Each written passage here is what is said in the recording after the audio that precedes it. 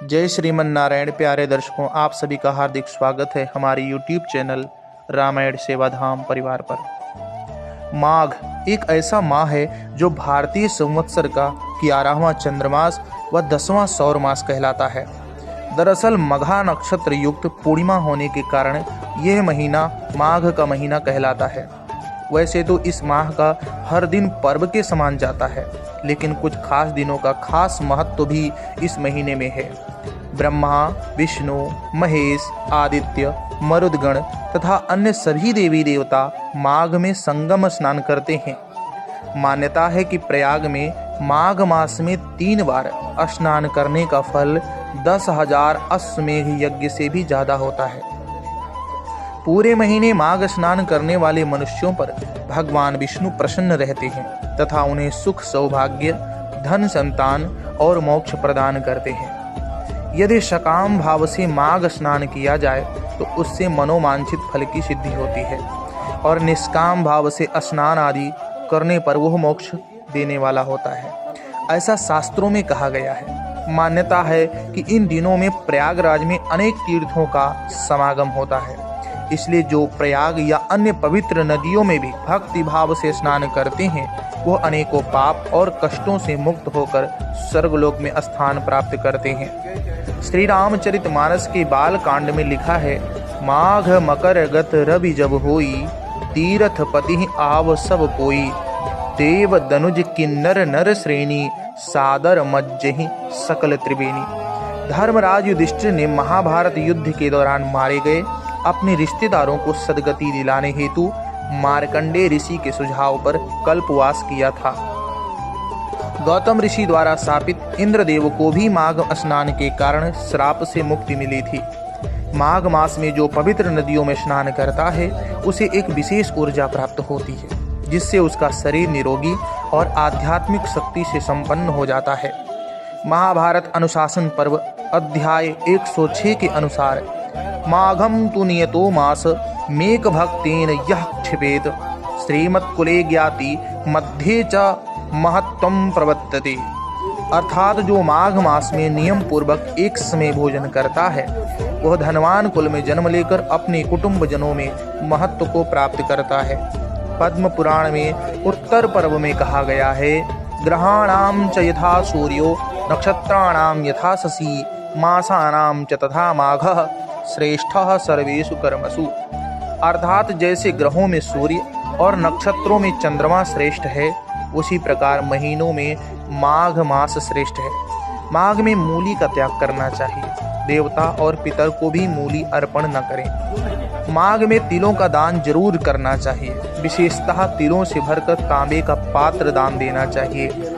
महाभारत अनुशासन पर्व के 66वें अध्याय के अनुसार माघ मासे तिलान यस्तु ब्राह्मणेभ्यः प्रयच्छति, सर्वसत्व समकीर्णम नरकम साना पश्यति। जो माघ मास में ब्राह्मणों को तिल दान करता है वह समस्त जंतुओं से भरे हुए नरक का दर्शन नहीं करता। श्री हरि नारायण को माघ मास अत्यंत प्रिय है। वस्तुतः यह माघ मास प्रातः स्नान, कल्पवास, पूजा, जप, तप, अनुष्ठान, भगवत भक्ति, साधु संतों की कृपा प्राप्त करने का उत्तम मास है। माघ मास की विशिष्टता का वर्णन करते हुए महामुनि वशिष्ठ ने कहा है, जिस प्रकार चंद्रमा को देखकर कमलिनी तथा सूर्य को देखकर कमल परस्फुटित होता है और पल्लवित होता है, उसी प्रकार माघ मास में साधु संतों, महर्षियों के सानिध्य से मानव बुद्धि पुष्पित, पल्लवित और प्रफुल्लित होती है, यानी प्राणी को आत्मज्ञान की प्राप्ति होती है। अब हम प्रथम अध्याय की कथा सुनेंगे। एक समय श्री सूत जी ने अपने गुरु श्री व्यास जी से कहा कि गुरुदेव, कृपा करके आप मुझसे माघ मास का महात्म्य कहिए, क्योंकि मैं आपका शिष्य हूँ। व्यास जी कहने लगे कि रघुवंश के राजा दिलीप एक समय यज्ञ के स्नान के पश्चात पैरों में जूते और सुंदर वस्त्र पहनकर शिकार की सामग्री से युक्त कवच और शोभायमान आभूषण पहने हुए अपने सिपाहियों से घिरे हुए जंगल में शिकार खेलने के लिए अपनी नगरी से बाहर निकले। उनके सिपाही जंगल में शिकार के लिए मृग, व्याघ्र, सिंह आदि जंतुओं की तलाश में इधर उधर फिरने लगे। उस वन में वनस्थली अत्यंत शोभा को प्राप्त हो रही थी।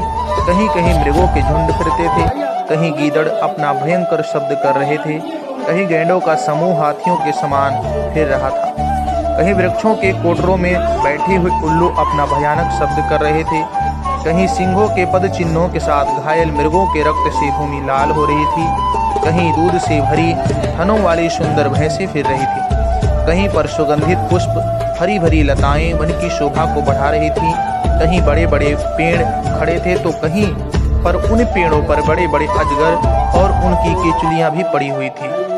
उसी समय राजा के सिपाहियों के बाजे की आवाज़ सुनकर एक मृग वन में से निकलकर भागने लगा और बड़ी बड़ी चौकड़ियां भरता हुआ आगे बढ़ा। राजा ने उसके पीछे अपना घोड़ा दौड़ाया, परंतु मृग पूरी शक्ति से भागने लगा।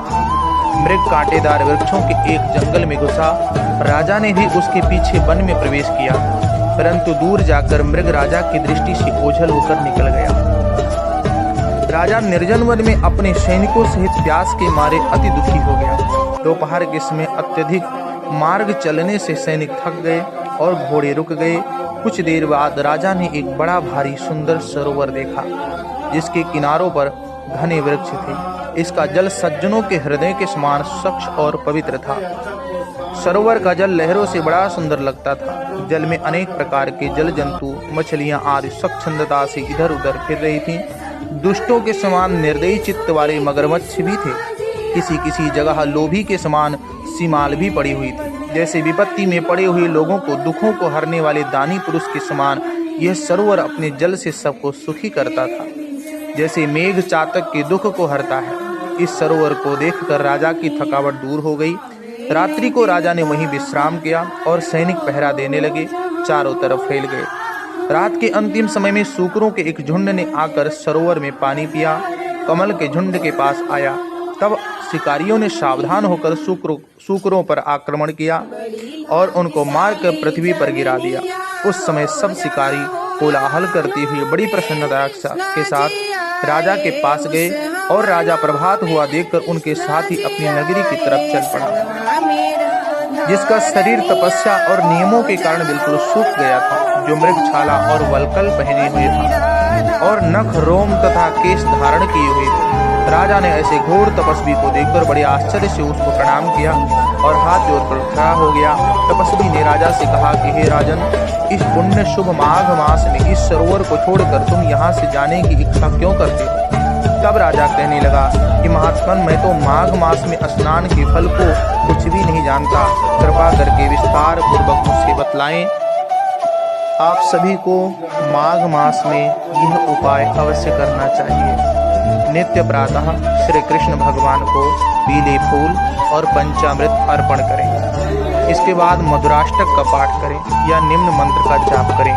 श्री माधव दया सिंधु भक्त काम प्रवर्षण माघ स्नान व्रतम मेद्य सफलम कुरुते नमः। नित्य किसी निर्धन व्यक्ति को भोजन कराएं। यदि संभव हो तो एक ही समय भोजन करें। माघ में खान पान में बदलाव, गर्म पानी को धीरे धीरे छोड़कर सामान्य जल से स्नान करना शुरू करें। सुबह देर तक सोना तथा स्नान न करना अब स्वास्थ्य के लिए उत्तम नहीं होगा।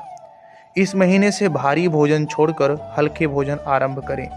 माघ मास में तिल और गुड़ का प्रयोग विशेष लाभकारी होता है। माघ मास में यह उपाय अवश्य करना ही चाहिए। माघ मास में रोज नदी में स्नान करने के बाद ओम सूर्याय नमः का जप जरूर करें अथवा ओम गृहिणी सूर्याय नमः का मंत्र जाप जरूर करें। सूर्य को जल चढ़ाने के बाद किसी मंदिर में शिवलिंग पर तांबे के लोटे से जल चढ़ाएं, बिल्वपत्र और धतूरा चढ़ाएं, चंदन का तिलक लगाएं, मिठाई का भोग लगाएं, धूप जलाकर आरती करें।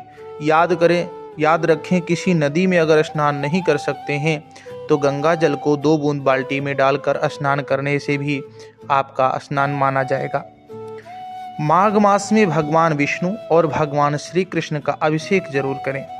इसके लिए दक्षिणावर्ती शंख में केसर मिश्रित दूध भरें और शंख से भगवान का अभिषेक करें। भगवान को पीले चमकीले वस्त्र पर चढ़ाएं। तुलसी के साथ दूध से बनी मिठाई का भोग लगाएं। पूजा में ओम नमो भगवती वासुदेवाय, ओम कृष्णाय नमः मंत्र का जाप करें। धूप दीप जलाकर आरती करें। जरूरतमंदों को जूते, चप्पल, कंबल और अनाज का दान जरूर करें। यदि संभव हो तो गौशाला में हरी घास और गायों की देखभाल के लिए धन का दान भी करें।